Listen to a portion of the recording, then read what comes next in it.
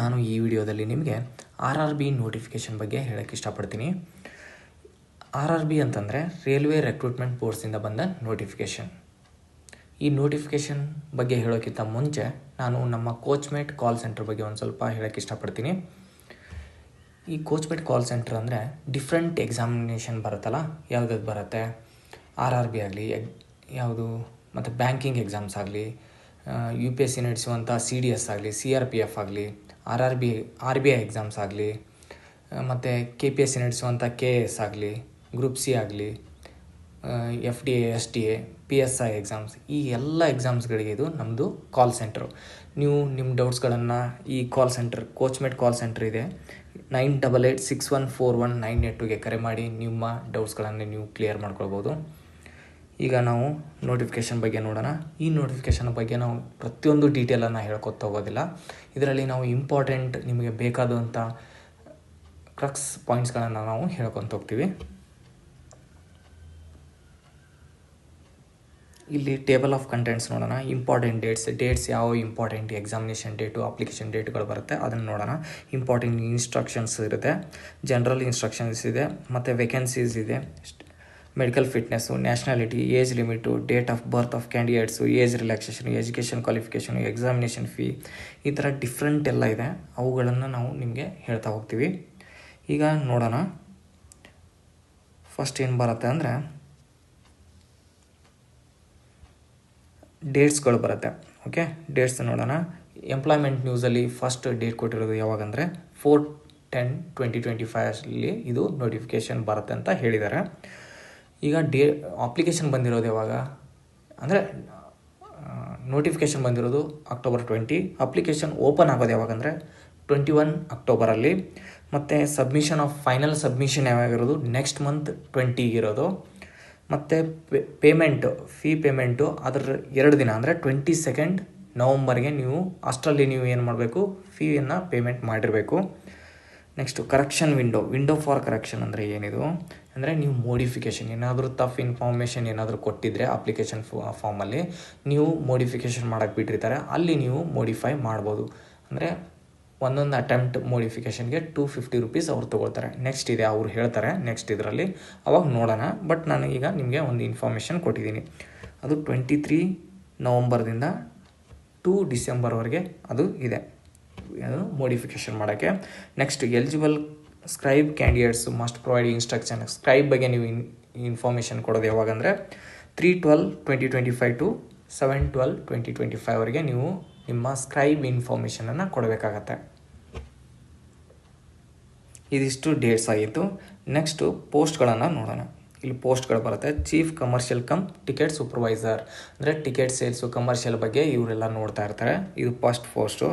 Second post ಬಂದು station master, station ಬಗ್ಗೆ ಎಲ್ಲವನ್ನು ನೋಡ್ತಾ ಇರ್ತಾರೆ station master. Goods train manager, ಗೂಡ್ಸನ್ನು ಮ್ಯಾನೇಜ್ ಮಾಡ್ತಾ ಇರ್ತಾರೆ ಇವರು. ಮತ್ತು next junior accounts assistant typist, ಇವರು typist. Junior accounts assistant typist 2 ಇದ್ದಾರೆ. ಸೀನಿಯರ್ ಕ್ಲರ್ಕ್ ಟೈಪಿಸ್ಟ್ ಇವರು. ನೆಕ್ಸ್ಟು ಇನ್ನೊಂದು ಏನಂತಂದರೆ ಟ್ರಾಫಿಕ್ ಅಸಿಸ್ಟೆಂಟ್ ಅಂತ ಇದೆ ಇನ್ನೊಂದು ಪೋಸ್ಟು. ಇದಿಷ್ಟು ಪೋಸ್ಟ್ಗಳು 6 ಪೋಸ್ಟ್ಗಳನ್ನು ಕರೆದಿದ್ದಾರೆ ಅವರು. ಪೇ ಸ್ಕೇಲನ್ನು ನೋಡೋಣ. 7th ಸೆಂಟ್ರಲ್ ಪೇ ಕಮಿಷನ್ದಿಂದ ಏನಿದೆ ಅಂದರೆ ಗ್ರೇಡ್ಸ್ಗಳಿದೆ. 6, 5, 4 ಅಂತ 3 ಗ್ರೇಡ್ಸಲ್ಲಿ ಅವ್ರು ಕೊಡ್ತಾ ಇದ್ದಾರೆ. ಪೇಗಳನ್ನು ನೋಡೋಣ. 35,400 ಇದೆ 2, 29,200 3 ಇದೆ ಪೋಸ್ಟ್ಗಳು. ನೆಕ್ಸ್ಟ್ ಬಂದು ಲಾಸ್ಟು 25,500 ಇದೆ. ಮೆಡಿಕಲ್ ಸ್ಟ್ಯಾಂಡರ್ಡ್ ಅಂತ ಇದು ಇಂಪಾರ್ಟೆಂಟ್ ಆಗುತ್ತೆ. ಮೆಡಿಕಲ್ ಸ್ಟ್ಯಾಂಡರ್ಡು ಅದನ್ನು ನೀವು ನೋಡ್ಕೊಳ್ಳೇಬೇಕಾಗತ್ತೆ. ಇಲ್ಲಿ ನೋಡೋಣ, ಮೆಡಿಕಲ್ ಸ್ಟ್ಯಾಂಡರ್ಡ್ ಇಲ್ಲಿ ಕೆಳಗಡೆ ಇದೆ, ನೋಡೋಣ.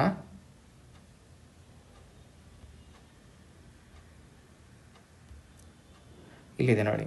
A2 ಅಂತಂದರೆ physically fit in all respect ಅಂತ ಇರುತ್ತೆ. ಅದು ಡಿಸ್ಟೆನ್ಸ್ ವಿಷನ್ 6/9 ವಿತೌಟ್ ಗ್ಲಾಸಸ್ ಅಂತ ಇದೆ. ವಿತೌಟ್ ಗ್ಲಾಸಸ್ ಇರಬೇಕು, ಇವರಿಗೆ ಗ್ಲಾಸ್ ನಡೆಯೋದಿಲ್ಲ, ನೀವು ಗ್ಲಾಸ್ ಹಾಕೊಂಡಿರೋಂಗಿಲ್ಲ. ಮತ್ತು ನಿಯರ್ ವಿಷನ್ 0.6 ವಿತೌಟ್ ಗ್ಲಾಸಸ್ ಇದೆ. ಮತ್ತು ಇವರು ಒಂದು ಸ್ವಲ್ಪ ಟೆಸ್ಟ್ ಕಂಡಕ್ಟ್ ಮಾಡ್ತಾರೆ ಇವರಿಗೆ. A2 ಇವರು ಮೆಡಿಕಲ್ ಫಿಟ್ನೆಸ್ ಇರೋರಿಗೆ ಏನಂತಂದರೆ ಕಲರ್ ಬ್ಲೈಂಡ್ನೆಸ್ ಇದೆ, ಇವರು ಚೆಕ್ ಮಾಡ್ತಾರೆ. ಬೈನಾಕ್ಯುಲರ್ ವಿಷನ್ ಚೆಕ್ ಮಾಡ್ತಾರೆ, ನೈಟ್ ವಿಷನ್ ಚೆಕ್ ಮಾಡ್ತಾರೆ, ಮಯೋಪಿಕ್ ವಿಷನ್ ಅಂತಲೂ ಚೆಕ್ ಮಾಡ್ತಾರೆ. ಇದು A2ಗೆ. B2ಗೆ ಬಂದು ಇವರು 6/9 6/12 ಇದೆ ವಿತ್ ವಿತೌಟ್ ಗ್ಲಾಸಸ್. ಇವ್ರಿಗೆ ಗ್ಲಾಸಸ್ ಇದ್ರೂ ನಡೆಯುತ್ತೆ. ಮತ್ತು ನಿಯರ್ ವಿಷನ್ 0.6 ಇರುತ್ತೆ, ವಿತ್ ಆರ್ ವಿತೌಟ್ ಗ್ಲಾಸಸ್ ಹೇಳಿದ್ದಾರೆ. ಇವ್ರಿಗೆ ಏನಂತ ಹೇಳಿದ್ದಾರೆ ಅಂದರೆ ಬೈನಾಕ್ಯುಲರ್ ವಿಷನನ್ನು ಟೆಸ್ಟ್ ಮಾಡ್ತಾರೆ ಇವರಿಗೆ. ಇಲ್ಲಿದೆ ನೋಡಿ, ಬೈನಾಕ್ಯುಲರ್ ವಿಷನ್ ಇದೆಯಲ್ಲ, ಇದನ್ನು ಅವರಿಗೆ ಟೆಸ್ಟ್ ಮಾಡ್ತಾರೆ. C2 ಇರೋರಿಗೆ ಏನಿದೆ ಅಂದರೆ ಡಿಸ್ಟೆನ್ಸ್ ವಿಷನ್ 6/12 ಇದೆ, ವಿತ್ ಆರ್ ವಿತೌಟ್ ಗ್ಲಾಸಸ್ ಇದೆ ಇವರಿಗೂ. ಮತ್ತು ಗ್ಲಾಸಸನ್ನು ಒಂದು ಸ್ವಲ್ಪ ರೀಡಿಂಗಿಗೆ ಮತ್ತು ವರ್ಕಿಗೆ ಒಂದು ಸ್ವಲ್ಪ ಇದನ್ನು ಮಾಡ್ತಾರೆ, ವರ್ಕ್ ಮಾಡೋಂಗೆ ಇರಬೇಕು ಅಂತ ಹೇಳ್ತಾರೆ. ಈಗ ನೆಕ್ಸ್ಟ್ ಅಲ್ಲೇ ಹೋಗೋಣ. ಓಕೆ, ಈಗ ಏಜ್ ನೋಡೋಣ. ಏಜ್ ಬಂದು ಲೀಸ್ಟ್ ಎಷ್ಟಿರಬೇಕು, 18 to 33 ಇಯರ್ಸ್ ಅಂತ ಹೇಳಿದರೆ, ಮ್ಯಾಕ್ಸಿಮಮ್ 33 ಇಯರ್ಸು, ಲೀಸ್ಟ್ ಬಂದು 18 ಇಯರ್ಸ್ ಅಂತ ಇದೆ. ಎಲ್ಲದಕ್ಕೂ ಅಷ್ಟೇ ಇದೆ. ಈಗ ವೇಕೆನ್ಸೀಸ್ಗಳನ್ನು ನೋಡೋಣ. ಫಸ್ಟ್ ಪೋಸ್ಟ್ ಬಂದು 161 ಇದೆ, 615 ಇದೆ, ಮತ್ತು 3416 ಇದೆ, 921 ಇದೆ, 638 ಇದೆ, 59 ಇದೆ. ಸೊ ಟೋಟಲಾಗಿ 5810 ಪೋಸ್ಟ್ಗಳನ್ನು ಇವರು ಕರೆದಿದ್ದಾರೆ. ಇಲ್ಲೆಲ್ಲ ಪೋಸ್ಟ್ಗಳಿದೆ, ವೇಕೆನ್ಸೀಸು ನೋಡ್ಬೋದು ನೀವು. ಈಗ ಇನ್ಸ್ಟ್ರಕ್ಷನ್ನ ನೋಡೋಣ. ಈಗ ಇನ್ಸ್ಟ್ರಕ್ಷನಲ್ಲಿ ಫಸ್ಟ್ ಏನು ಹೇಳಿದ್ದಾರೆ ಅಂದರೆ ವೇಟಿಂಗ್ ಫಾರ್ ಫೈನಲ್ ರಿಸಲ್ಟ್ಸ್. ಇದು ಇಂಪಾರ್ಟೆಂಟು.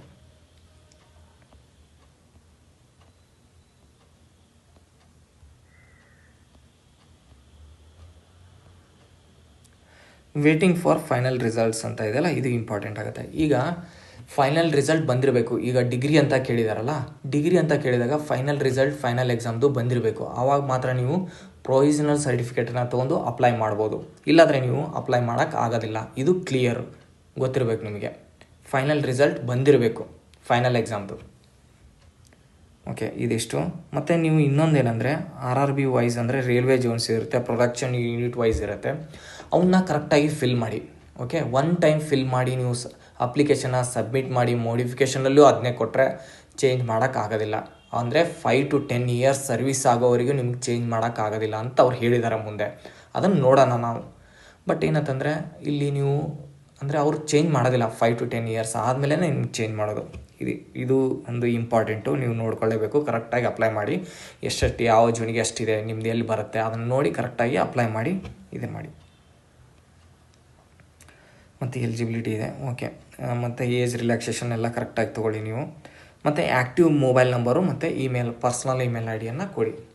ಈಗ ನೆಕ್ಸ್ಟ್ ಇನ್ನೊಂದೇನೆಂದರೆ ನೀವು ಯಾವುದೋ ಒಂದು ಮಾಡ್ಬೇಕಂದ್ರೆ ಅಕೌಂಟನ್ನು ಕ್ರಿಯೇಟ್ ಮಾಡಬೇಕಾಗತ್ತೆ. ಫಸ್ಟು ಅಪ್ಲಿಕೇಶನ್ ಹಾಕೋಕ್ಕಿಂತ ಮೊದಲು ಒಮ್ಮೆ ಅಕೌಂಟ್ ಕ್ರಿಯೇಟ್ ಆದರೆ ಮತ್ತೆ ನೀವು ಅದೇ ಅಕೌಂಟಿಂದ ಲಾಗಿನ್ ಆಗಿ ನಿಮ್ಮ ಇನ್ಫಾರ್ಮೇಷನನ್ನು ಕಂಪ್ಲೀಟಾಗಿ ಎಲ್ಲವನ್ನು ಕೊಟ್ಟು ಆಮೇಲೆ ನೀವು ಅಪ್ಲಿಕೇಶನನ್ನು ಸಬ್ಮಿಟ್ ಮಾಡಬೇಕಾಗತ್ತೆ.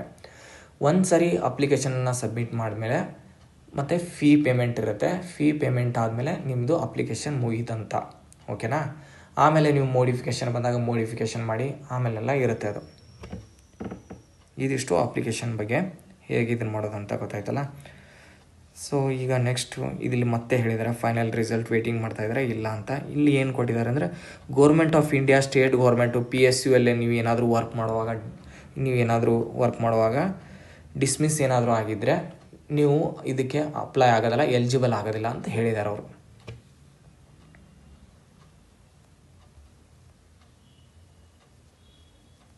ಇಲ್ಲಿ ಹೇಳಿದ್ದಾರೆ ನೋಡಿ, ಪೋಸ್ಟಿಂಗ್ ಅಂದರೆ no claim or right to transfer to any another establishment. No ಅಂದರೆ ಒಮ್ಮೆ posted on first appointment shall not claim as a right for a transfer to another railway or another establishment ಅಂತ ಹೇಳಿದ್ದಾರೆ. So ನಿಮಗೆ ಏನಾದರೂ ಮಾಡಬೇಕಂದ್ರೆ 5 to 10 years ಅಂತ ಹೇಳಿದ್ದಾರೆ. Service ಆದಮೇಲೆ ಟ್ರಾನ್ಸ್ಫರ್ ಮಾಡ್ಕೋಬೋದು. No request for a transfer to other railway would be registered till newly appointed candidate completes at least 5 to 10 years ಅಂತ ಹೇಳಿದ್ದಾರೆ. Next free train travel facility ಏನಾದರೂ ಬೇಕಾದರೆ SC/ST ಕ್ಯಾಂಡಿಡೇಟ್ಸ್ ಇದೆ, ಅವರು ಆನ್ ರಿಕ್ವೆಸ್ಟ್ ಆಗಿ ಪಡ್ಕೊಳ್ಬೋದು. ನಿಮ್ಮ ಇನ್ಫಾರ್ಮೇಷನ್ನ ಕೊಟ್ಟು SC/ST ಸರ್ಟಿಫಿಕೇಟನ್ನು ಕೊಟ್ಟು ಪಡ್ಕೊಳ್ಬೋದು. ಮತ್ತು ಇನ್ನೊಂದು ಏನು ಹೇಳಿದ್ದಾರೆ ಅಂದರೆ ಅವರು right to change, modify, add and delete any terms and ಕಂಡೀಷನ್ನ ಅವ್ರು ಚೇಂಜ್ ಮಾಡ್ಕೊಳ್ಬೋದು RRBದವರು ಅಂತ ಹೇಳಿದ್ದಾರೆ. At any time of examination ಅಂತ ಹೇಳಿದ್ದಾರೆ. ಸೊ ಅದೊಂದಿದೆ ನೀವು ತಿಳ್ಕೊಳ್ಬೇಕಾಗಿರುವಂಥದ್ದು. ನೆಕ್ಸ್ಟು ಅಡ್ವೈಸ್ ಏನು ಕೊಟ್ಟಿದ್ದಾರೆ, ಲಾಸ್ಟ್ ಮಿನಿಟಲ್ಲಿ ನೀವು ಅಪ್ಲಿಕೇಶನ್ ಹಾಕಕ್ಕೆ ಹೋಗಬೇಡಿ. ಅಂದರೆ ರಶ್ ಎಲ್ಲ ಇದ್ದಾಗ ಅಪ್ಲಿಕೇಶನ್ ಸಬ್ಮಿಟ್ ಆಗೋದಿಲ್ಲ ಒಂದೊಂದು ಸಾರಿ. ಸೊ ಅದಕ್ಕೆ ನೀವು ಮೊದಲೇ ಅಪ್ಲಿಕೇಶನನ್ನು ಹಾಕಿ ಅಂತ ಹೇಳಿದ್ದಾರೆ ಅವರು. ನಿಮ್ಗೆ ಏನಾದರೂ ಕ್ವೆರಿ ಇದ್ದರೆ ಈ ನಂಬರ್ಗೆ ಕಾಲ್ ಮಾಡ್ಬೋದು ನೀವು. ಈಗ ಮೆಡಿಕಲ್ ಫಿಟ್ನೆಸ್ ಬಗ್ಗೆ ಈಗಾಗಲೇ ಹೇಳಿದ್ದೀವಿ ನಾವು. ಈಗ ನ್ಯಾಷನಾಲಿಟಿ ಮತ್ತು ಸಿಟಿಜನ್ಶಿಪ್, ಇಂಡಿಯಾ, ನೇಪಾಳ, ಭೂತಾನ್ ಮತ್ತು ಟಿಬೇಟಿಯನ್ ರೆಫ್ಯೂಜಿಯವರು 1962 ಒಳಗಡೆ ಬಂದರೆ ಅವರು ಪರ್ಮನೆಂಟ್ಲಿ ಸೆಟ್ಲಿಂಗ್ ಇನ್ ಇಂಡಿಯಾ ಅಂತಾದರೆ ಅವರು ಒಂದು ಗೋರ್ಮೆಂಟ್ ಸರ್ಟಿಫಿಕೇಟ್ ತೊಗೊಂಡು ಗೌರ್ಮೆಂಟ್ ಆಫ್ ಇಂಡಿಯಾದು ಅವರು ಎಕ್ಸಾಮಿನೇಷನ್ ಬರಿಬೋದು. ಮತ್ತು ಪರ್ಸನ್ಸ್ ಆಫ್ ಇಂಡಿಯನ್ ಒರಿಜಿನ್ ಇದಾರಲ್ಲ ಅವರು Pakistan, Burma, Sri Lanka, East African countries of Kenya, Uganda, United Republic of Tanzania, Zambia, Malawi, Zaire, Ethiopia, Vietnam, ಈ ಥರ ಬೇರೆ ಕಂಟ್ರೀಸ್ಗಳು ಅವರು ಬರಿಬೋದು ಪರ್ಮನೆಂಟ್ಲಿ ಸೆಟ್ಲಿಂಗ್ ಇನ್ ಇಂಡಿಯಾ ಅಂತಾದರೆ ಗೋರ್ಮೆಂಟ್ದಿಂದ ಸರ್ಟಿಫಿಕೇಟ್ ತೊಗೊಂಬರ್ಬೇಕು ಅವರು. ಈಗ ಏಜ್ ಲಿಮಿಟನ್ನು ನೋಡೋಣ. ಏಜ್ ಲಿಮಿಟ್ ಅಂದರೆ ಎಲ್ಲಿಂದ ಹಿಡಿತಾರೆ ಅಂದರೆ 1/1/2026 ಇಂದ ಹಿಡಿತಾರೆ. ಓಕೆ, ಏಜ್ ಅಂದರೆ ಅದನ್ನು ಹಿಡಿತಾರೆ. ಲೋವರ್ ಏಜ್ ಲಿಮಿಟ್ ಅಂದರೆ ಇಲ್ಲಿಂದ ಹಿಡಿದು ಇಲ್ಲಿವರೆಗೆ ಹಿಡಿತಾರೆ. ಲೋವರ್ ಏಜ್ ಲಿಮಿಟ್ ಅಂದರೆ ಇಷ್ಟರವರೆಗೆ ಅವ್ನು ಬಾರ್ನ್ ಆಗಿರ್ಬೇಕು ಅಷ್ಟರಲ್ಲಿ, ಅಂದರೆ 18 ಇಯರ್ಸ್ ಆಗಿರುತ್ತೆ. ಬಟ್ ಈಗೇನಂತಂದರೆ ಅಪ್ಪರ್ ಏಜ್ ಲಿಮಿಟ್ ಅಂದರೆ ಅಲ್ಲಿವರೆಗೂ ಅಂದರೆ ಹೇಳ್ತಾರೆ ಅನ್ರಿಸರ್ವ್ಡ್ ಮತ್ತು EWS ಕ್ಯಾಂಡಿಡೇಟ್ಸ್ಗೆ 2/1/1993 ಅವ್ರು ಬರಿಬೋದು, ಆ ಬರ್ತ್ ಡೇಟ್ ಇದ್ದವರು ಬರಿಬೋದು ಅಂತ. ಮತ್ತು OBC ನಾನ್ ಕ್ರೀಮಿ ಲೇಯರ್ ಇದ್ದಾರಲ್ಲ ಅವರು 2/1/1990 ಇದ್ದವರು ಬರಿಬೋದು. SC STದವರು 2/1/1988 ಬರಿಬೋದು ಅಂತ ಹೇಳ್ತಾರೆ. ನೆಕ್ಸ್ಟ್ ಈಗ ಏಜ್ ರಿಲ್ಯಾಕ್ಸೇಷನ್ ಇದೆ. ನೆಕ್ಸ್ಟು ಏಜ್ ರಿಲ್ಯಾಕ್ಸೇಷನನ್ನು ನೋಡೋಣ. ಓಕೆನಾ. ಈಗ SC ST ಕ್ಯಾಂಡಿಡೇಟ್ಗೆ 5 years age relaxation ಕೊಟ್ಟಿದ್ದಾರೆ ಅಂತ ಹೇಳ್ತಾರೆ ಅಪ್ಪರ್ ಏಜ್ ಲಿಮಿಟ್ ಮೇಲೆ. ಇಲ್ಲಿ ಅಪ್ಪರ್ ಏಜ್ ಲಿಮಿಟ್ ಇದೆಯಲ್ಲ, ಇಲ್ಲಿ ಅದ್ರ ಮೇಲೆ ಏನು ಕೊಟ್ಟಿದ್ದಾರೆ ಅವರು 1988ದಿಂದ 5 ಇಯರ್ಸ್ ಏಜ್ ರಿಲ್ಯಾಕ್ಸೇಷನ್ ಅಂದರೆ 1983 ಇದ್ದವರು ಬರಿಬೋದು ಅಂತ ಹೇಳಿದ್ದಾರೆ. ಮತ್ತು OBC ನಾನ್ ಕ್ರೀಮಿ ಲೇಯರ್ ಇದ್ದಾರಲ್ಲ ಅವರಿಗೆ 3 ಇಯರ್ಸ್ ಇದನ್ನಂತ ಕೊಟ್ಟಿದ್ದಾರೆ. ಇಲ್ಲಿ ಏನು ಕೇಳಿದ್ದಾರೆ ನೋಡಿ 1990 ಅಂತ ಹೇಳಿದ್ದಾರೆ. 3 ಇಯರ್ಸ್ ಅವರಿಗೆ ನೀವೇನಂದರೆ ಏಜ್ ರಿಲ್ಯಾಕ್ಸೇಷನ್ ಅಂದರೆ 1987 ಇದ್ದವರು ಬರಿಬೋದು ಅಂತ ಇದೆ. ಈಗ ನೋಡೋಣ. X service man with at least 6 months continuous service after attestation ಅಂತ ಇದೆ. ಇದೇನೆಂದರೆ ಓದಾದ್ಮೇಲೆ ಕಂಟಿನ್ಯೂಯಸ್ ಆಗಿ 6 months ವರ್ಕ್ ಮಾಡಿದರೆ ಅವರಿಗೆ ಏಜ್ ರಿಲ್ಯಾಕ್ಸೇಷನ್ ಇದೆ. Ex service man unreserved EWS ಇದ್ದವರು 3 years age relaxation after deduction of length of service from the ಏಜಲ್ಲಿ ಅವ್ರು ಎಷ್ಟು ಅಂದರೆ ಸರ್ವಿಸ್ ಮಾಡಿರ್ತಾರೆ ಅದನ್ನು ಅವರು ಡಿಡಕ್ಟ್ ಮಾಡಿ 3 ಇಯರ್ಸ್ ಅವ್ರಿಗೆ ಏಜ್ ರಿಲ್ಯಾಕ್ಸೇಷನ್ ಕೊಡ್ತಾರೆ. ಅದು X service man OBC non creamy layer ಅವ್ರಿಗೆ 6 ಇಯರ್ಸ್ ಇದೆ. Ex service man SC STದವ್ರಿಗೆ 8 years ಇದೆ. ಇಷ್ಟು. ಈಗ ಫಿಸಿಕಲಿ ಹ್ಯಾಂಡಿಕ್ಯಾಪ್ ಇದ್ದವ್ರಿಗೆ ಅನ್ರಿಸರ್ವ್ಡ್ EWSದವ್ರಿಗೆ 10 ಇಯರ್ಸ್ ಕೊಟ್ಟಿದ್ದಾರೆ. OBCದವ್ರಿಗೆ 13 ಇಯರ್ಸು, SC STದವ್ರಿಗೆ 15 ಇಯರ್ಸ್ ಕೊಟ್ಟಿದ್ದಾರೆ. ಮತ್ತು ಗ್ರೂಪ್ ಸಿ ಮತ್ತು ಗ್ರೂಪ್ ಡಿ ಅವರು ಎಲ್ಲಿ ರೈಲ್ವೆ ಸ್ಟಾಫ್ ಆಗಿ ವರ್ಕ್ ಮಾಡ್ತಾಯಿದ್ರೆ 3 ಇಯರ್ಸ್ ಮಿನಿಮಮ್ 3 ಇಯರ್ಸ್ ಸರ್ವಿಸ್ ಆಗಿ ಮತ್ತೆ ಕಂಟಿನ್ಯೂ ಆಗಿ ವರ್ಕ್ ಮಾಡ್ತಾ ಇರೋರಿಗೆ ಏನಿದೆ ಅಂದರೆ UR ಮತ್ತು EWS ಅವ್ರಿಗೆ 40 ಇಯರ್ಸ್ ಏಜ್ವರೆಗೆ ಇದೆ. OBC ನಾನ್ ಕ್ರೀಮಿ ಲೇಯರ್ಗೆ 43, SC STದವ್ರಿಗೆ 45 ಇದೆ. ಗೊತ್ತಾಯ್ತಲ್ಲ, ಇದಿಷ್ಟು. ಮತ್ತು ಈಗ ಕಾಸಿ ಅಡ್ಮಿನಿಸ್ಟ್ರೇಟಿವ್ ಆಫೀಸ್, ರೈಲ್ವೇದಲ್ಲಿ ಕಾಸಿ ಅಡ್ಮಿನಿಸ್ಟ್ರೇಟಿವ್ ಆಫೀಸ್ ಬರುತ್ತೆ. ಯಾವುದಂದರೆ railway canteen, cooperative society, institutions ಅವಕ್ಕೆಲ್ಲ ವರ್ಕ್ ಮಾಡ್ತಾಯಿದ್ರೆ ನಿಮಗೆ up to the lengths of service rendered or 5 ಇಯರ್ಸ್ವರೆಗೆ ಅವ್ರಿಗೆ ವಿಚ್ ಎವರ್ ಇಸ್ ಲೆಸ್, ಎರಡರಲ್ಲಿ ಯಾವುದು ಲೆಸ್ ಇರುತ್ತೆ ಅದನ್ನು ಅವರಿಗೆ ಡಿಡಕ್ಷನ್ ಮಾಡಿ ನಿಮಗೆ ಏಜ್ ರಿಲ್ಯಾಕ್ಸೇಷನ್ನ ಕೊಡ್ತಾರೆ. ಮತ್ತು ಈಗ ಫಿಮೇಲ್ ಕ್ಯಾಂಡಿಡೇಟ್ಸು, ವಿಡೋಡು, ಡೈವರ್ಸ್ಡು ಮತ್ತು ಅವ್ರು ಏನಂದರೆ ಮ್ಯಾರಿ ಆಗಿರ್ಬಾರ್ದು. ಮತ್ತು ಅವ್ರಿಗೆ ಏನು ಮಾಡ್ತಾಯಿದ್ದಾರೆ UR ಮತ್ತು EWSದವ್ರಿಗೆ 35 ಇಯರ್ಸ್ವರೆಗೆ ಕೊಡ್ತಾಯಿದ್ದಾರೆ. OBCದವ್ರಿಗೆ 38 ಇಯರ್ಸು, SC STದವ್ರಿಗೆ 40 ಇಯರ್ಸ್ವರೆಗೆ ಕೊಡ್ತಾಯಿದ್ದಾರೆ. ಇದಿಷ್ಟು ಆಗಿತ್ತು ಏಜ್ ರಿಲ್ಯಾಕ್ಸೇಷನ್ ಬಗ್ಗೆ. ನೆಕ್ಸ್ಟ್ ನೋಡೋಣ. ಈಗ ಎಜುಕೇಷನ್ ಕ್ವಾಲಿಫಿಕೇಷನ್ನು ಈಗ ನೆಕ್ಸ್ಟ್ ಅದು ಅನೆಕ್ಸರ್ ಎದಲ್ಲಿ ಕೊಟ್ಟಿದ್ದಾರೆ ಅವರು. ಅದು ಏನಂತಂದರೆ ಎಲ್ಲ ಡಿಗ್ರಿ ಸರ್ಟಿಫಿಕೇಟ್ ಎಲ್ಲ ಈಗ 6 ಪೋಸ್ಟ್ ಕರೆದಿದ್ದಾರಲ್ಲ ಅವರಿಗೆಲ್ಲ ಡಿಗ್ರಿ ಅಂತಲೇ ಕೇಳಿದ್ದಾರೆ. ಡಿಗ್ರಿ ಬೇಕು ಅಂತ, ಯಾವುದಾದ್ರೂ ಡಿಗ್ರಿ ಆಗಿರಲಿ ಅಂತ ಕರೆದಿದ್ದಾರೆ. ಸೊ ನೋಡೋಣ, ಅದನ್ನು ನೆಕ್ಸ್ಟ್ ಹೇಳ್ತೀನಿ. ಅಂದರೆ 2011-2025 ಲಾಸ್ಟ್ ಡೇಟ್ ಇನ್ಸ್ಟಿಟ್ಯೂಟ್ ಅಷ್ಟರಲ್ಲಿ ಅದು ನಿಮಗೆ ಸರ್ಟಿಫಿಕೇಟ್ ಬಂದಿರಬೇಕಂತ ಹೇಳ್ತಾರೆ. ಈಗ ಎಕ್ಸಾಮಿನೇಷನ್ ಫೀಸು ನೋಡೋಣ. ಫಾರ್ ಆಲ್ ಕ್ಯಾಂಡಿಡೇಟ್ಸ್, ಎಲ್ಲ ಕ್ಯಾಂಡಿಡೇಟ್ಸ್ಗೆ ಏನಿದೆ ಹುಡುಕಿದ ಕ್ಯಾಂಡಿಡೇಟ್ಸು ಇಲ್ಲಿ ಸೆಕೆಂಡ್ ಇದರಲ್ಲಿ ಬೇರೆ ಬೇರೆ ಇದನ್ನು ಕೊಟ್ಟಿದ್ದಾರೆ ಕ್ಯಾಟಗರೀಸು. ಅವನ್ನ ಬಿಟ್ಟರೆ ಎಲ್ಲ ಕ್ಯಾಟಗರಿಯವ್ರಿಗೆ 500 ರೂಪೀಸ್ ಇದೆ. ಮತ್ತು ಅವರು ಏನು ಅಂತ ಹೇಳ್ತಾರೆ ರೀಫಂಡ್ ಮಾಡ್ತೀನಿ ಅಂತ ಹೇಳ್ತಾ ಇದ್ದಾರೆ. ಆಫ್ಟರ್ ಫಸ್ಟ್ ಸ್ಟೇಜ್ ಅಂದರೆ ಕಂಪ್ಯೂಟರ್ ಬೇಸ್ಡ್ ಟೆಸ್ಟ್ ಇದೆ ಇವು. ಅದಾದಮೇಲೆ ಫಸ್ಟ್ ಸ್ಟೇಜ್ ಆದಮೇಲೆ ನಿಮಗೆ ರೀಫಂಡ್ ಆಗುತ್ತೆ ಅಂತ ಹೇಳ್ತಾರೆ. ಏನು 500ಅಲ್ಲಿ 400 ರೀಫಂಡ್ ಆಗುತ್ತೆ, ಅಂದರೆ ಡಿಡಕ್ಟಿಂಗ್ ಬ್ಯಾಂಕ್ ಚಾರ್ಜಸ್ ಎಲ್ಲ ಇದನ್ನು ಮಾಡಿ ರೀಫಂಡ್ ಆಗುತ್ತೆ ಅಂತ ಹೇಳ್ತಾ ಇದ್ದಾರೆ. ಸೊ ಈಗ for candidates SC ST X service man, physically handicap, female, transgender ಮತ್ತು ಮೈನಾರಿಟೀಸ್, ಎಕನಾಮಿಕಲಿ ಬ್ಯಾಕ್ವರ್ಡ್ ಕ್ಲಾಸ್ ಇವ್ರಿಗೇನಿದೆ 250 ಕಟ್ಟಾಕಿದೆ. ಈಗ ಎಕನಾಮಿಕಲಿ ಬ್ಯಾಕ್ವರ್ಡ್ ಕ್ಲಾಸ್ದವರು OBC ಅಂತ ಇದನ್ನು ಮಾಡೋಕ್ಕೋಬೇಡಿ, ಅದು ಬೇರೆ ಇದು ಬೇರೆ. ಇದು ಎಕನಾಮಿಕಲಿ ಬರುತ್ತೆ, ಇದು ಅದರ್ ಬ್ಯಾಕ್ವರ್ಡ್ ಕಮ್ಯುನಿಟೀಸ್ ಬರುತ್ತೆ. ಓಕೆ, ಇದು ಸೋಷಲಿ ಮತ್ತು ಎಜುಕೇಷನಲ್ಲಿ ಆಗುತ್ತೆ. OBC ಇದು ಎಕನಾಮಿಕಲಿ ಅಂತ ಕೇಳಿದ್ದಾರೆ. ಓಕೆನಾ, ಇಲ್ಲಿ EWS ಅದಕ್ಕೂ ನೀವು ಇದನ್ನು ಮಾಡೋಕ್ಕೆ ಹೋಗ್ಬೇಡಿ, ಇದು ಬೇರೆನೇ ಇರೋದು. ಅದಕ್ಕೆ ಅಂದರೆ ಅವ್ರಿಗೆ ಇದನ್ನು ಕೊಟ್ಟಿದ್ದಾರೆ, ಏನು ಅದಕ್ಕೆ ಕ್ಯಾಟಗರೀಸ್ ಕೊಟ್ಟಿದ್ದಾರೆ. ಅಂಥವ್ರು ಮಾತ್ರ EWCಗೆ ಅಪ್ಲೈ ಆಗ್ತಾರೆ ಅಂತ ಕೆಳಗಡೆ ಕೊಟ್ಟಿದ್ದಾರೆ. ಅವನ್ನ ನೋಡೋಣ. ಎಲಿಜಿಬಿಲಿಟಿ ಇದನ್ನು ಕೊಟ್ಟಿದ್ದಾರೆ. ಇವರಿಗೆ 250 ರೀಫಂಡ್ ಆಗುತ್ತೆ. ಆಮೇಲೆ ಫಸ್ಟ್ ಸ್ಟೇಜ್ ಆಫ್ CBT ಅಂತ ಹೇಳಿದ್ದಾರೆ. ಅಂದರೆ ಕರೆಕ್ಟಾಗಿ ಕೊಡಿ ಅಂತ ಹೇಳಿದ್ದಾರೆ.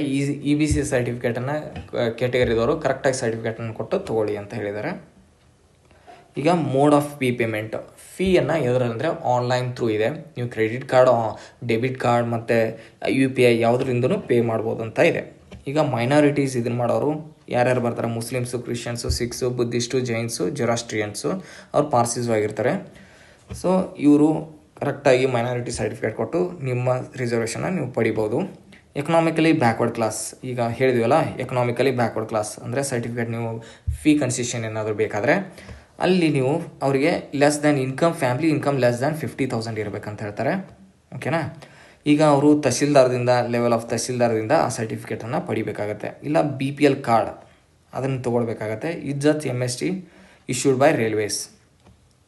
ಇದೇನಂತಂದರೆ ಅದೊಂದು ಟಿಕೆಟ್ ಕೊಡ್ತಾ ಇರ್ತಾರೆ. ಅಂದರೆ ಎಕನಾಮಿಕಲಿ ಬ್ಯಾಕ್ವರ್ಡ್ ಇರುವವರಿಗೆ, ಅಂದರೆ ಇನ್ಕಮ್ ಲೆಸ್ ದ್ಯಾನ್ 1,500 ಇರೋರಿಗೆ ಒಂದು ಟಿಕೆಟ್ ಕೊಡ್ತಾ ಇದ್ದಾರೆ ರೈಲ್ವೇದವರು. ಆ ಟಿಕೆಟ್ ಏನಾದರೂ ಪಡ್ತಾ ಇದ್ದರೆ ಅದನ್ನು ನೀವು ಕೊಡ್ಬೋದು ಅಂತ. ಇಜ್ಜತ್ MST ಆ ನಂಬರ್ ಇರುತ್ತೆ, ಅದನ್ನು ಕೊಟ್ಟರೆ ನೀವು ಏನಾಗುತ್ತೆ, ಫೀ ಕನ್ಸೆಷನ್ ಆಗುತ್ತೆ ಅಂತ ಹೇಳಿದ್ದಾರೆ. ಇದನ್ನು ಇಷ್ಟು ನೀವು ಎಕನಾಮಿಕಲ್ ಬ್ಯಾಕ್ವರ್ಡ್ ಕ್ಲಾಸ್ದವರು ಫೀ ಕನ್ಸೆಷನ್ ಆಗಬೇಕಾದ್ರೆ ಇಷ್ಟೆಲ್ಲ ಪಡಿಬೇಕಾಗತ್ತೆ. Okay, refund of examination for those attending first stage of CBT. First stage of CBT attend ಆದಮೇಲೆ ನಿಮಗೆ ಅವರು ಇದನ್ನು ಮಾಡೋರು bank name of account holder, account number, IFSC code ಇವನ್ನೆಲ್ಲ ಕರೆಕ್ಟಾಗಿ ಅಪ್ಲೈ ಮಾಡಿ ನಿಮಗೆ ಆಫ್ಟರ್ ಫಸ್ಟ್ ಇದನ್ನಾದಮೇಲೆ 400 ಬರುತ್ತೆ. ಇಲ್ಲ 250 ಕಟ್ಟಿದವರು ಎಲ್ಲ 250 ವಾಪಸ್ ಬರುತ್ತೆ ಅಂತ ಹೇಳ್ತಾರೆ. ಈಗ ವರ್ಟಿಕಲ್ ರಿಸರ್ವೇಷನ್, ಈಗ ನೆಕ್ಸ್ಟ್ ಇದೆಯಲ್ಲ ವರ್ಟಿಕಲ್ ರಿಸರ್ವೇಷನ್ ಏನೇನು ಬರುತ್ತೆ ಅಂದರೆ EBC ಬರುತ್ತೆ, economical backward class, economically weaker section, other backward class, SC ST ಇವೆಲ್ಲ ಬರ್ತಾ ಇರುತ್ತೆ. ಈಗ ಇದು creamy layer, non creamy layer ಅಂತ ಇರುತ್ತೆ. ಇದು OBCದವ್ರು ತೊಗೊಳ್ಬೇಕಾದ್ರೆ ನಾನ್ ಕ್ರೀಮಿ ಲೇಯರ್ ಇರಬೇಕಾಗತ್ತೆ. ಓಕೆ, ಕ್ರೀಮಿ ಲೇಯರ್ ಇದ್ದರೆ ನೀವು ರಿಸರ್ವೇಷನ್ ಪಡೆಯೋ ಹಾಗಿಲ್ಲ, ತಿಳ್ಕೊಳ್ಳಿ ಇದನ್ನು. ಓಕೆ, ನೆಕ್ಸ್ಟ್ ನೋಡೋಣ. ಎಕನಾಮಿಕಲಿ ವೀಕರ್ ಸೆಕ್ಷನ್ದವರು ಅವ್ರದ್ದು ಕ್ರೈಟೀರಿಯಾಸ್ ಇದೆ. ಯಾವ criterias? 5 acres of agriculture land ಇರಬೇಕು ಅಥವಾ ಅಬೌವ್ ಇದನ್ನಿರುತ್ತೆ. 5 acres ಅಗ್ರಿಕಲ್ಚರ್ ಲ್ಯಾಂಡ್ ಅಥವಾ ಇದನ್ನಿದ್ರೆ ಅವರು ಎಕನಾಮಿಕಲ್ ವೀಕರ್ ಸೆಕ್ಷನಲ್ಲಿ ಪಡಿಬೋದು ಅಂತ ಇದೆ. ರೆಸಿಡೆನ್ಷಿಯಲ್ ಫ್ಲ್ಯಾಟ್ 100 square feet ಇರಬೇಕು. ಇಲ್ಲಂತಂದರೆ ರೆಸಿಡೆನ್ಷಿಯಲ್ ಪ್ಲಾಟ್ 100 square yards ಅದು ಎಲ್ಲಿ ಮುನ್ಸಿಪಾಲಿಟೀಸಲ್ಲಿ ಏನಾದರೂ ಇದ್ದರೆ ನಿಮಗೆ ಅದು ಸಿಗುತ್ತೆ. ರೆಸಿಡೆನ್ಷಿಯಲ್ ಪ್ಲಾಟ್ 2 square yards ಇದ್ದರೆ 200 square yards ಇದ್ದರೆ, ಅದರ್ ದ್ಯಾನ್ ನೋಟಿಫೈಡ್ ಮುನ್ಸಿಪಾಲಿಟೀಸಲ್ಲಿದ್ದರೆ ನೀವು ಇದನ್ನು ಪಡ್ಕೊಳ್ಬೋದು. ಅಂದರೆ EWS ಸರ್ಟಿಫಿಕೇಟನ್ನು ನೀವು ಪಡ್ಕೊಳ್ಬೋದು. ಅಲ್ಲಿ ಎಲ್ಲಿ ತೊಗೊಳ್ಬೇಕಂತ ಹೇಳಿದ್ದಾರೆ, district magistrate, additional district magistrate, collector, deputy commissioner ಇವರಿಂದ ನೀವು ಪಡಿಬೇಕಾಗತ್ತೆ. ಅದನ್ನು ತಹಸೀಲ್ದಾರು ನೋಡ್ಕೊಳ್ಳಿ ಯಾರ ಕಡೆ ತೊಗೊಳ್ಳೋದಂತ. ಹಾರಿಜೆಂಟಲ್ ರಿಸರ್ವೇಷನ್, ಇಲ್ಲಿ ಹಾರಿಜೆಂಟಲ್ ಅಂದರೆ ಅದನ್ನು ಡಿವೈಡ್ ಮಾಡಿರ್ತಾರೆ, ವರ್ಟಿಕಲಲ್ಲಿ ಮತ್ತೆ ಡಿವೈಡ್ ಮಾಡಿರ್ತಾರೆ. Ex service man, physically handicapped ಅಂತ ಡಿವೈಡ್ ಮಾಡಿದ್ದಾರೆ ಅಷ್ಟೇ. ನಮ್ಮ ಕರ್ನಾಟಕದಲ್ಲೆಲ್ಲ 2A 3A 3B ಈ ಥರ ಎಲ್ಲ 2B ಈ ಥರ ಎಲ್ಲ ಬರುತ್ತೆ. ಬಟ್ ಇದು ಸೆಂಟ್ರಲಲ್ಲಿ ಆ ಥರ ಇಲ್ಲ. ಎಕ್ಸ್ ಸರ್ವಿಸ್ ಮ್ಯಾನ್ ನೋಡ್ಕೊಳ್ಳಿ. ಎಕ್ಸ್ ಸರ್ವಿಸ್ ಮ್ಯಾನ್ ಅಂದರೆ ಯಾರಂತಂದರೆ ರೆಗ್ಯುಲರ್ ಆರ್ಮಿದವ್ರು ಇರಬೇಕು. ಯಾರು? ಆರ್ಮಿ, ನೇವಿ, ಏರ್ ಫೋರ್ಸ್ ಅವರು ಇರಬೇಕು. ಬಟ್ ಯಾರಿಗೆ ಬರೋದಿಲ್ಲ ಅಂದರೆ general reserve engineering force, Lok Sahayak Sena, paramilitary ಫೋರ್ಸಸ್ಗೆ ಇದು ಬರೋದಿಲ್ಲ. ಎಕ್ಸ್ ಸರ್ವಿಸ್ ಮ್ಯಾನ್ ಬರೋದಿಲ್ಲ. ಮತ್ತು ಅವರು ಏನು ಮಾಡಿರ್ಬೇಕಂದ್ರೆ ಪೆನ್ಷನ್ ಆಗಿ ತೊಗೊಳೋದು ಹಂಗೆ ಇರಬೇಕು. ಅವ್ರು ಅಷ್ಟು ವರ್ಷ ಸರ್ವಿಸ್ ಮಾಡಿದರೆ ಪೆನ್ಷನ್ ಬರ್ತಾ ಇರ್ತಲ್ಲ, ಆ ಪೆನ್ಷನ್ ಪಡೆಯುವಂಥರಾಗಿರ್ಬೇಕು ಅವರು. ಓಕೆನಾ? ಮತ್ತು ಮೆಡಿಕಲ್ ಗ್ರೌಂಡ್ಸಲ್ಲಿ ಡಿಸೆಬಿಲಿಟಿ ಇದ್ದವ್ರು ಪಡ್ಕೊಳ್ಬೋದು, ಪೆನ್ಷನ್ ತೊಗೊಳೋದವರು. ಮತ್ತು ಇದಿಷ್ಟಿದೆ. ಮತ್ತು ಟೆರಿಟೋರಿಯಲ್ ಆರ್ಮಿ ಅಂತ ಬರುತ್ತೆ, ಅವರು ಪಡ್ಕೊಳ್ಬೋದು. ಓಕೆನಾ, ಅವ್ರದ್ದಿದೆ. ಆರ್ಮಿ ಪೋಸ್ಟಲ್ ಸರ್ವಿಸ್ ಅಂತ ಇದೆ, ಅವರು without revision of their parent service with pension ಇರಬೇಕು ಅವ್ರಿಗೆ. ಓಕೆನಾ,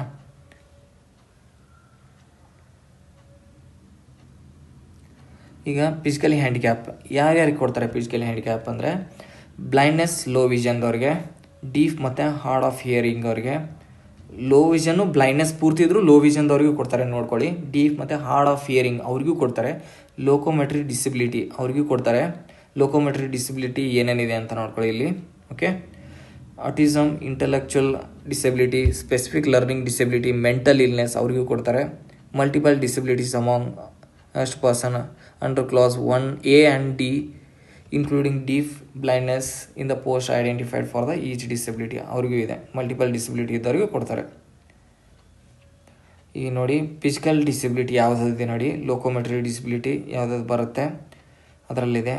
ಮತ್ತು ವಿಜುವಲ್ ಇಂಪೇರ್ಮೆಂಟ್ ಯಾವುದಾದಿದೆ, ಅದರಲ್ಲಿ ಎಷ್ಟು ಪರ್ಸೆಂಟ್ ಇರಬೇಕು ಅವನ್ನೆಲ್ಲ ನೋಡ್ಕೊಳ್ಳಿ, ಆಯಿತಾ.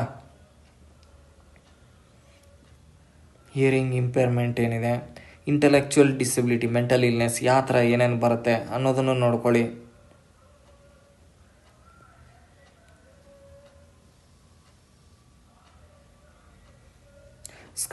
ಸ್ಕ್ರೈಬ್ ತೊಗೊಳ್ಬೇಕಾದ್ರೆ ನೀವು ಏನೇನು ಮಾಡಬೇಕು ಅಂತ ಇದೆ. ಓಕೆ, ಅವ್ರಿಗೆ ಯಾರ್ಯಾರಿಗೆ ಸ್ಕ್ರೈಬ್ ತೊಗೊಳ್ಬೋದು ಅಂದ್ರೆ ಬ್ಲೈಂಡ್ನೆಸ್ ಅವ್ರು ತೊಗೋಬೋದು. ಲೋಕೋಮೆಟ್ರಿ ಡಿಸಬಿಲಿಟಿದವ್ರು ತೊಗೋಬೇಕು. ಬೋತ್ ಆರ್ಮ್ಸ್ ಅಫೆಕ್ಟೆಡ್ ಆಗಿರಬೇಕು. ಮತ್ತು ಸೆರಿಬ್ರಲ್ ಪಾಲ್ಸಿ ಅವ್ರು ಇರಬೇಕು. ಅವರಿದ್ದರೆ the facility of scribe shall be given if so desired by the person. ಇವ್ರಿಗೆ ಡಿಸೈರ್ಡ್ ಬೈ ದ ಪರ್ಸನ್ ಇದ್ದರೆ ಕೊಡ್ತಾರೆ. ಇಷ್ಟಿದೆ. ಲೆಸ್ ದ್ಯಾನ್ 40% ಡಿಸಬಿಲಿಟಿ ಇರಬಾರ್ದು. Person having but not covered under the definition of 2R.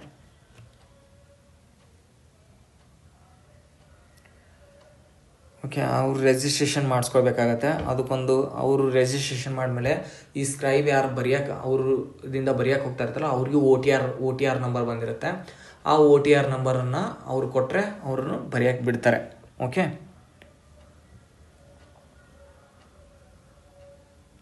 ಈಗ ನಾನ್ objection certificate ಇದು ಏನು ಅನ್ನೋದನ್ನು ನೋಡೋಣ.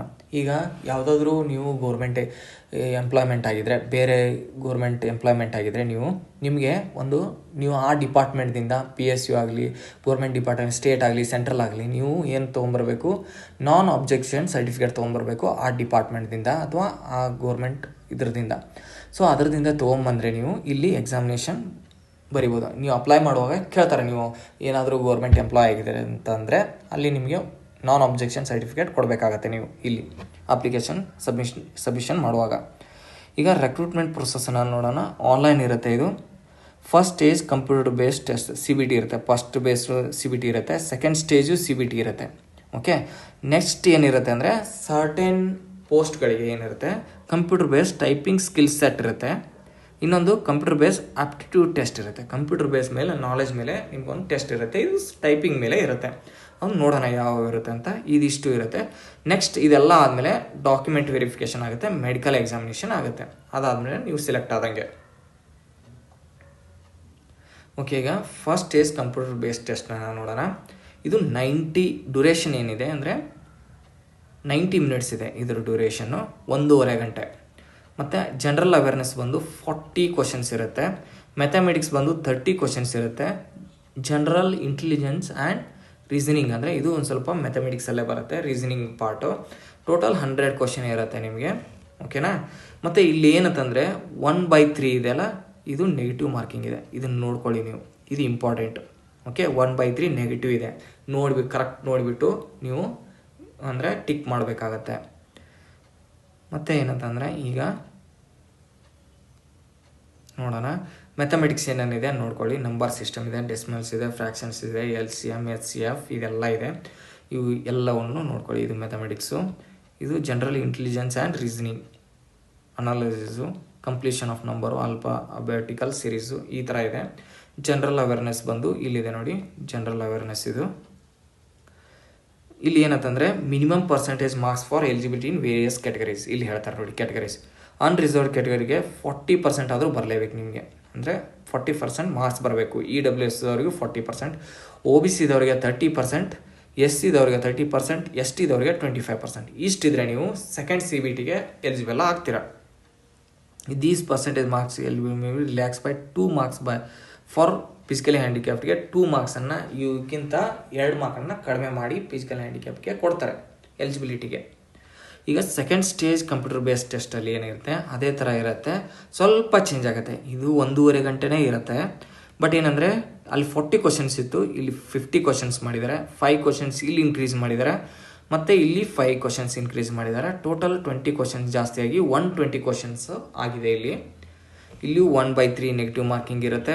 ಮ್ಯಾಥಮೆಟಿಕ್ಸ್ ಅದೇ ಸಿಲೆಬಸ್ ಇದೆ, ಮತ್ತು ಜನರಲ್ ರೀಸನಿಂಗು ಅದೇ ಇದೆ, ಜನರಲ್ ಅವೇರ್ನೆಸ್ಸು ಅದೇ ಇದೆ. ಓಕೆ, ಇಲ್ಲಿ ಸ್ವಲ್ಪ 10th ಬೇಸ್ CBSE ಅಂತ ಹೇಳಿದ್ದಾರೆ. ಸೊ ಅದ್ರ ಬೇಸು ಇದು ನಾರ್ಮಲಿ ಅದೇ ಬೇಸ್ಗಾಗಿ ನಿಮಗೆ ಏನಿರುತ್ತೆ ಸಿಲೆಬಸ್ಸಲ್ಲಿ ಇರುತ್ತೆ, ಅಂದರೆ ಆ ಸ್ಟ್ಯಾಂಡರ್ಡಲ್ಲೇ ನಿಮ್ಮ ಕ್ವಶನ್ಸ್ಗಳು ಬಂದಿರುತ್ತೆ.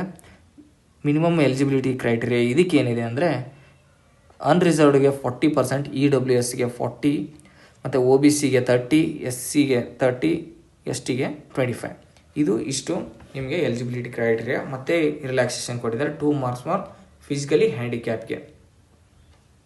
ಇದಿಷ್ಟು ನಾರ್ಮಲೈಸೇಷನ್ ಆಫ್ ಮಾರ್ಕ್ಸ್ ಇರುತ್ತೆ.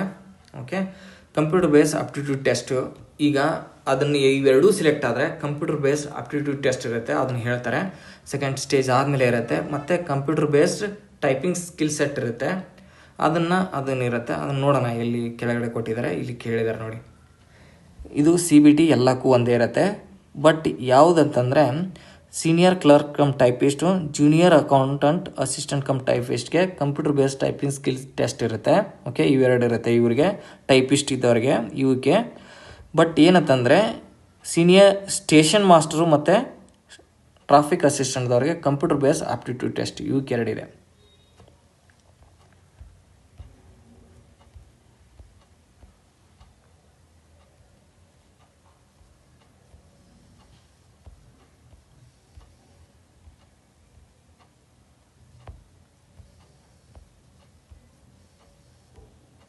ಇಲ್ಲಿ ನೋಡಿದ್ವಲ್ಲ, ಇವೆರಡೂ ನೋಡಿದ್ವಿ.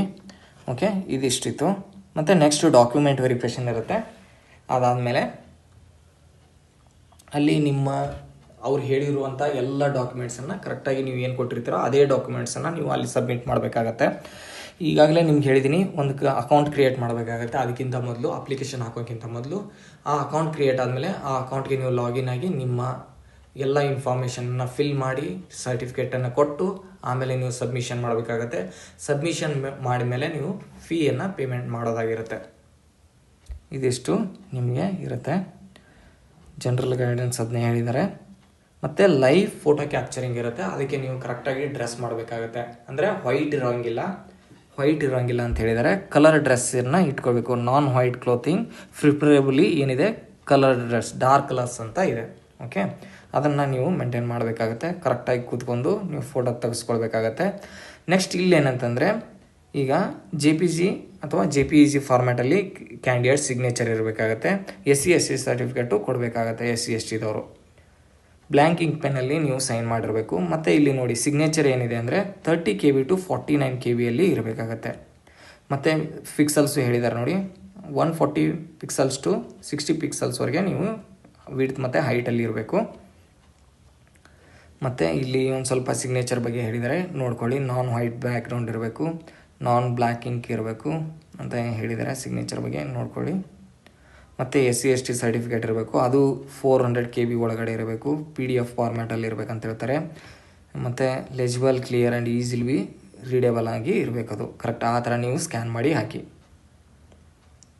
ಆನ್ ರಿಕ್ವೆಸ್ಟಿಂಗ್ ಟ್ರಾವೆಲ್ ಪಾಸ್ ತೊಗೊಳ್ಳೋರು, ಅಸಿಸ್ಟೆಂಟ್ ಸ್ಕ್ರೈಬ್ ತೊಗೊಳ್ಳೋರು ಇದನ್ನು ಮಾಡಿ.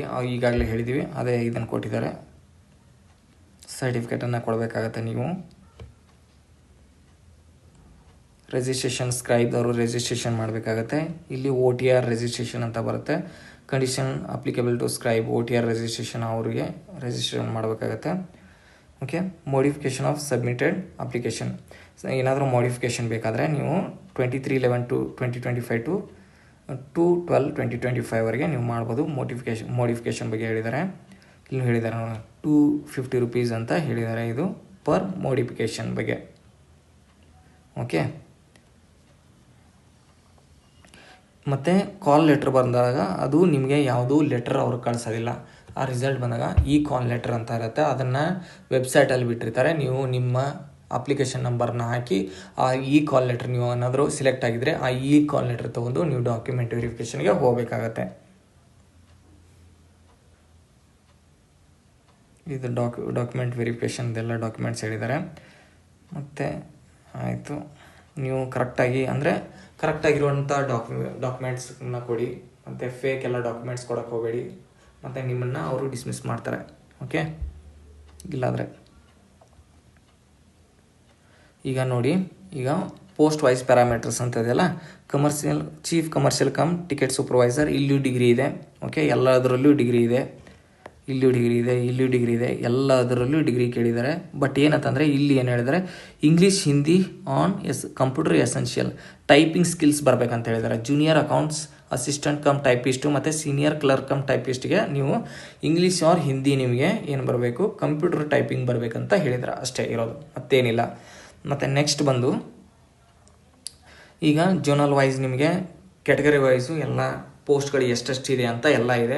ಕರೆಕ್ಟಾಗಿ ನೋಡಿಬಿಟ್ಟು ನೀವು ಅಪ್ಲೈ ಮಾಡಿ, ನೀವು ಫಿಲ್ ಮಾಡಿ. ಓಕೆ. Zone wise. ಓಕೆ.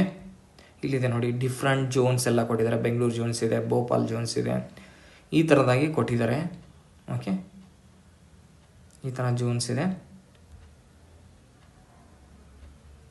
ನಿಮ್ಗೆ ಯಾವ ಜೋನ್ಸ್ ಬೇಕು ಅದನ್ನು ಕರೆಕ್ಟಾಗಿ ನೋಡಿ ಅಪ್ಲೈ ಮಾಡಿ.